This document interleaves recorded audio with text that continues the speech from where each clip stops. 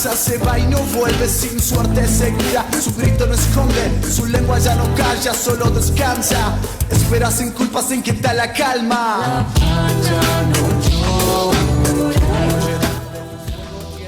Seguimos con esta radio abierta, acá en el 7º encuentro de psicología comunitaria. Y antes de ponernos a dialogar un ratito con Eduardo Tisera, vamos a recordar lo de la peña. Nos piden que recordemos que hoy a la noche hay peña. Nadie puede perderse la peña del 7º encuentro de psicología comunitaria que se va a realizar en el centro de comercio que queda en la calle Colón 386. A partir de las 10 de la noche, todos invitados a la peña del 7º encuentro de psicología comunitaria. No perdérsela. Ya está pasado los mensajitos. Vamos a dialogar con Eduardo. Buenas tardes, Eduardo Tisera. Hola. Ahí está. Eduardo, viene de Buenos Aires, ¿verdad? Sí. Eduardo, contanos cómo ha sido tu participación en este encuentro. ¿Viniste solo a participar, expositor, para quienes no sabemos del tema? Bueno, un gustazo, gracias a la radio La Bulla por el espacio. Para mí es muy grato todo, tanto dar a conocer estos espacios y la psicología comunitaria, que es parte de mi pasión, ¿no? De los encuentros, este es el 7º, como estuviste diciendo vos. Significa que hubo un primero. Yo estoy desde el primero, el segundo, el tercero, el cuarto, el quinto, el sexto y el 7º, que tiene modalidad nacional, o sea que siempre quisimos que fuera federal en serio. El primero fue en Buenos Aires en 2010, el segundo en Jujuy 2011, el tercero en Córdoba 2013, el cuarto en Río Negro, en la ciudad de Chipoleti, el quinto en Mendoza, el sexto en Salta 2019, el 2021 se iba a hacer acá, pero de la pandemia los organizadores de este 7º encuentro lo consultaron con los colectivos de psicología comunitaria que se fueron armando en cada una de estas provincias que mencioné, y decidimos que en vez de hacerlo virtual hacerlo presencial un año después. O sea, acá estamos, 2022. Yo quiero agradecer, reconocer a los organizadores de este 7º encuentro acá en San Luis, a todo el equipo, en nombre de Miguel Flores, de Juan Nicolás Escudero, Rocío y varias otras personas, Nadia, que realmente pusieron el lomo. Estos encuentros tienen la frescura de salir medio outsider, no son del todo nacidos institucional o oficialmente, sí negociados con cada una de las facultades de distintas provincias. Lo vamos negociando, vamos acordando con ellos, y así va saliendo cada uno de estos encuentros, que tienen algunas características diferenciales de los llamados congresos, que por ahí son estos más formales. Tal vez pecamos demasiado como autocrítica, pero conformamos, por ejemplo, la presencia de la radio acá. Es una demostración del espíritu de los encuentros, que sean con organizaciones comunitarias, como va a haber ahora ya mismo una reunión con organizaciones comunitarias, con cátedras afines, con gente de otras provincias, como acá en este momento hay, como yo que vengo de Buenos Aires, hay gente que viene de otros países, Uruguay, lo que tengo recuerdo, bueno, hoy están viniendo de Suiza, es decir, de distintos lugares de Latinoamérica y de el mundo. Y quería decir que la psicología comunitaria es una rara avis dentro de la psicología, porque el que no conozca qué es psicología comunitaria, medio que le va a sonar raro. Sí, podemos decir que toma algunas nociones de psicología social, pero no solamente de lo de Pichón, sino de otras psicologías sociales vigentes, y básicamente es un área de aplicación, de concreción, de práctica. Y yo tomo, y varios de los que estamos acá, por ejemplo Miguel, etcétera, tomamos la corriente más latinoamericanista de la psicología comunitaria, que es aquella que se centra en potenciar, en facilitar los procesos organizativos y de toma de empoderamiento. Es una palabra que por ahí no gusta, pero que las comunidades, los colectivos sociales poder facilitar a través de instrumentos psicosociales que las propias comunidades vayan afrontando problemas, vayan evolucionando hacia sistemas de organización propios, genuinos, autoorganizados, y para esto hace falta por ahí algún apoyo. Y justamente no siempre y no nos esperan a nosotros las comunidades, pero cuando podemos estar ahí tratamos de dar una ayuda. Eso sería más o menos una resíntesis. Una recontrasíntesis. Sí. Y bueno, esto de que después de la pandemia y durante la pandemia fue apostar por la presencialidad, porque hubo sí. actividades sí. virtuales y demás, pero el acuerdo o lo que pensaron fue seguir apostando por un encuentro presencial sí. después de la pandemia. Total, sí, nosotros somos muy consustanciados, bueno, no creado, pero hemos puesto mucha fuerza en el dispositivo que llamamos mateada. ¿Qué es esto? La mateada, ¿qué es?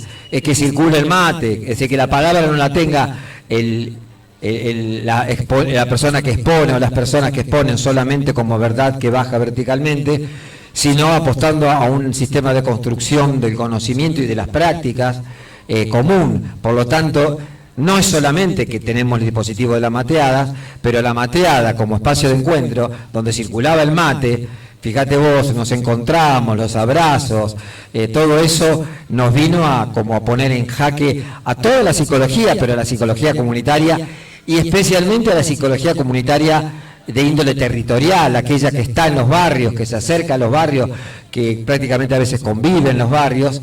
El hecho de vernos impedidos del encuentro era muy, muy doloroso. A pesar de eso, tratamos de mantener la mística vía las nuevas herramientas virtuales, pero los que estábamos en el trabajo territorial la sufrimos, y bueno, aquello que antes era lo común, el territorio, empezó a ser lo común lo virtual, o sea que empezamos a pensar lo virtual como un nuevo territorio.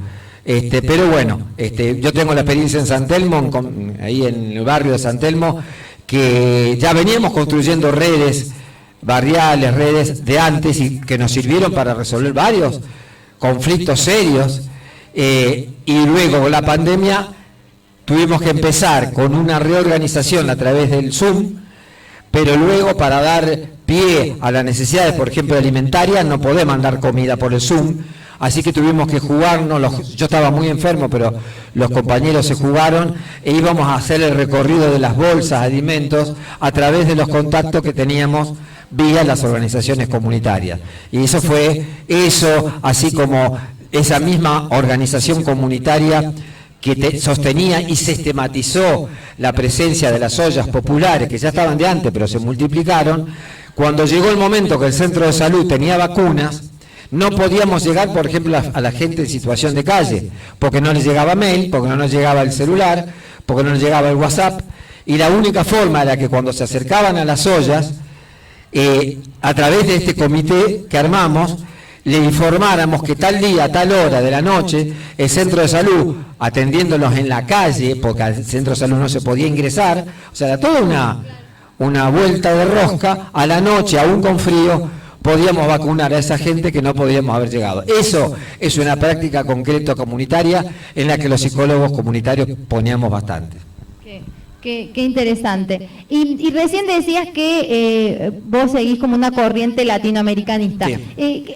¿Qué autoras, autores, si alguien está como interesado en empezar a leer de psicología? Mirá. Porque cuando hablamos de psicología comunitaria, digo, lo primero que se nos remite a quienes por ahí algo, qué sé yo, hemos tenido el privilegio de pasar por algunas instancias educativas, Pichón Riviere, qué sé yo, pero claro, suponemos que a esta altura del recorrido hay mucho más para leer. A Pichón lo respetamos, lo valoramos, lo rescatamos, pero también sabemos que reconocía algunos límites desde la psicología comunitaria latinoamericana.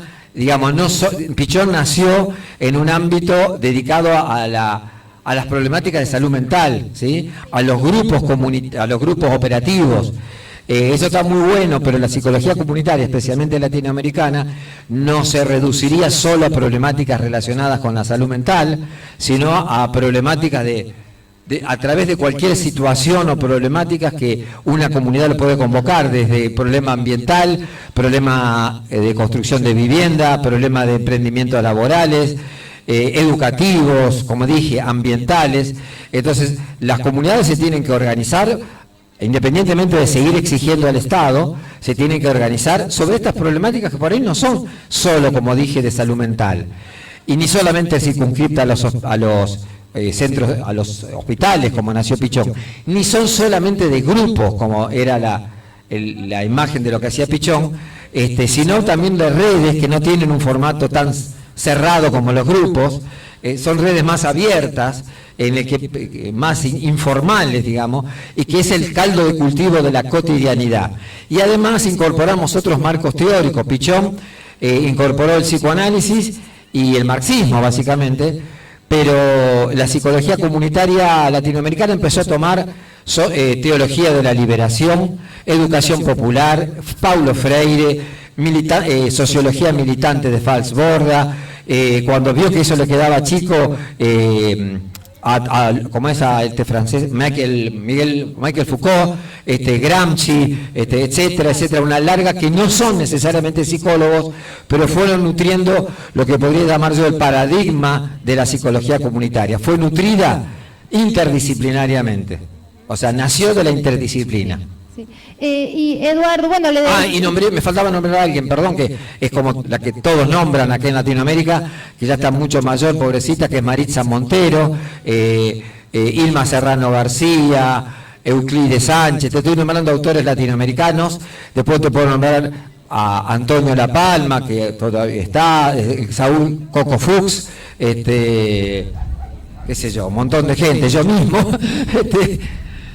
Bien, y bueno, seguimos dialogando con Eduardo Tisser acá en el 7º encuentro de psicología comunitaria en los jardines, en el parque del 4º bloque. Está hermosa la tarde, así que te molestamos un ratito más, Eduardo, para que nos cuentes cómo es el trabajo, si se quiere, hay primero carreras concretas de psicología comunitaria, que era lo que te quería preguntar, en qué universidades está la carrera de grado, si es que está, y después, ¿cómo hace una persona que estudió psicología si quiere que su trabajo sea en la rama de la psicología comunitaria? Salida laboral, digo, ¿podemos hacer un caminito? ¿Se podrá hacer un caminito? Muy acertadas y buenas tus preguntas. No quiero olvidarme, si ve que me olvido de alguna de las que dijiste, decime. No vamos a engañarnos. La psicología comunitaria es contrahegemónica de la formación, y acá estamos recontra confirmándolo en espacios como estos, que hay tantas provincias, confirmamos que la formación es altamente deficitaria en psicología comunitaria. No le interesa a la facultad, le interesa formar solamente en una rama de aplicación, que no está mal, pero cuando es casi la única, que es la clínica, de un solo marco teórico. No estoy contra un marco teórico, pero sí que sea uno solo. Entonces, existen espacios como alternativos. Yo mismo soy docente, por ahora soy docente en una cátedra de práctica comunitaria, pero no es obligatoria, o sea, se anotan pocos alumnos y alumnas. Y más o menos estuvimos relevando que acá en San Luis costó mucho. Hoy tuvimos escucharlo a Miguel Flores y a Marcelo Muñoz hablando de cómo fue creada así artesanalmente, es decir, que todo es como el mismo encuentro, ¿no? Es muy a pulmón la creación de espacios de formación. Y bueno, cada espacio, cada lugar, después están los espacios de capacitación, de formación posgraduado, como son la residencia de psicología comunitaria de Salta, la residencia de psicología comunitaria de Bahía Blanca. Después en la ciudad de Buenos Aires algo afín es la residencia interdisciplinaria, acá es interdisciplinaria, de educación y promoción de la salud. Es decir, estas son formaciones posteriores, ¿sí? En cuanto a búsqueda y salida laboral, se está dando una paradoja. Si bien es cierto que hay en este momento una gran demanda por la psicología clínica nuevamente, porque después de la pandemia estamos todos más que tocados, ¿sí? Y están estallando los servicios y las demandas, también es cierto que cada vez más, cuando hay presencia del Estado, esta situación cambia mucho. En los 4 años lo voy a decir acá con toda la autoridad que me da mi propia ser, con los 4 años de neoliberalismo al mango, el espacio del Estado para incorporar profesionales comprometidos con la comunidad, como por ejemplo psicólogos comunitarios, ralearon. Pero antes, en los años más felices, y ahora en los años más o menos felices, empiezan a haber espacios que empiezan a tomar, porque se dan cuenta que en los territorios hace falta profesionales, por ejemplo psicólogos y psicólogas, con otra impacto, es decir, que se metan en los lugares. Aquí me gustaría que después entrevistes, si la cruzamos, a una compañera que quiero destacar, Mariana, joven compañera, Mariana Socodato, de Buenos Aires, en realidad de La Matanza, donde se nota en La Matanza que la presencia de un Estado con contradicciones y todo lo que quiera, pero un Estado presente, hace que el trabajo de psicología comunitaria sí tiene salida. Están desesperados buscando psicólogos con orientación comunitaria. ¿En serio? Ahora, en otros espacios no. O sea que también es cuestión de que los y las psicólogas comunitarias, en espacios, por eso de la radio te agradezco, porque son espacios donde damos a conocer, tratamos de estimular a los colegas que se acerquen a estas formaciones, porque son interesantes, porque son motivacionales, porque son pasionales, porque tienen mucho de mística. Está bueno por eso, pero además queremos dar a conocer que esta formación, que este perfil va existiendo en la Argentina y que está piola para aquellos intendencias, para aquellos municipios, para aquellos territorios que con la mano del Estado, o a veces sin ella, pero quieren incorporar profesionales, y acá y especialmente psicólogos y psicólogas, con un perfil que haga impacto en las problemáticas de las comunidades. Y bueno, llámenos, que formaremos equipo, porque tenemos además disponibilidad de trabajo en equipo. No entendemos, no vamos a ser el psicólogo y la psicóloga en un barrio, ningún cambio si va solito, así que vengo yo, no, nada. Tenemos que venir con un marco y con una paradigma y con una ideología consustanciada con los problemas, digamos, y con las comunidades, con las transformaciones necesarias. Qué gusto escucharte, Eduardo. Y esto que dijiste, a mí me quedé pensando, me diste así como un cachetazo de realidad para quienes nos ponemos a veces como muy críticos con el Estado, que el Estado, o la crítica de derecha, bueno, que ya la sabemos, que el Estado no sirve, que esto, hace poco, ¿cuál fue el cordobés, el político cordobés que dijo una barbaridad sobre, bueno, juez, ni hablar, pero a veces la izquierda o quienes transitamos en otro espacio nos ponemos ahí medio de costa, ahí nos damos la mano, porque el Estado es todo, o sea, todo lo mismo y demás. Y estas sutilezas que vos describís, es como a veces son importantes refrescárnosla para entender que el avance, si decaemos, el avance... Quienes tenemos años, sabemos cuando el Estado desapareció del planeta. En la década infame de los 90, no teníamos, o sea, no había, el Estado se corrió de todas las responsabilidades. De esa a mí no me la venden más, ¿sí? Pasa que el Estado tiene varios aspectos, no podemos, yo tendría que ser sociólogo para poder contestarte bien, pero no hay el Estado, esto no resuelve el problema.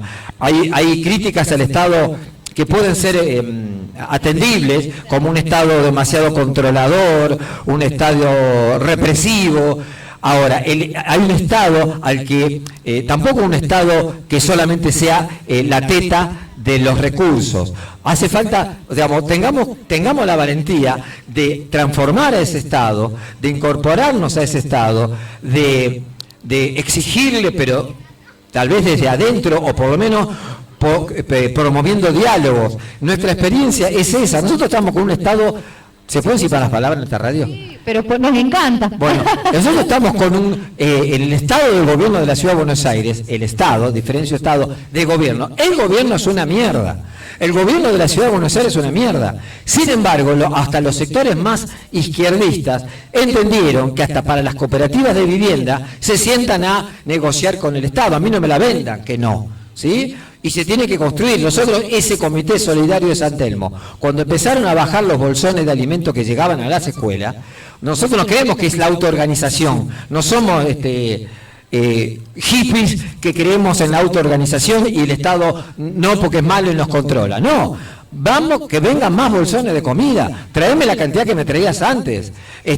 Nosotros estamos queriendo construir un centro de salud, mi centro de salud, que te chiquito que te decía, no entramos ahí con la pandemia, hubiéramos sido suicidio, y entonces ahora queremos un nuevo centro. La comunidad ahí, junto con los trabajadores del centro, estamos exigiendo al Estado de la Reta, no al Estado del Che Guevara, al Estado de la Reta, le estamos exigiendo que un predio que se conoce como el Expadelay sea el nuevo espacio donde esté el centro de salud. Entonces ahí vos tenés una interpelación al Estado, le estamos ganando la partida con inteligencia, no solamente con un enfrentamiento sino nos sentamos, te presentamos un proyecto, es decir, me parece que este cintureo, este manejo inteligente, con la ideología, pero no ideologizadísimo, digamos, que la ideología no te tape la práctica, lo pragmático. La gente busca soluciones, no discursos, digamos, Perdón que... No, pero está buenísimo, porque son discusiones que quienes transitamos espacios que no están vinculados a lo partidario y que queremos crear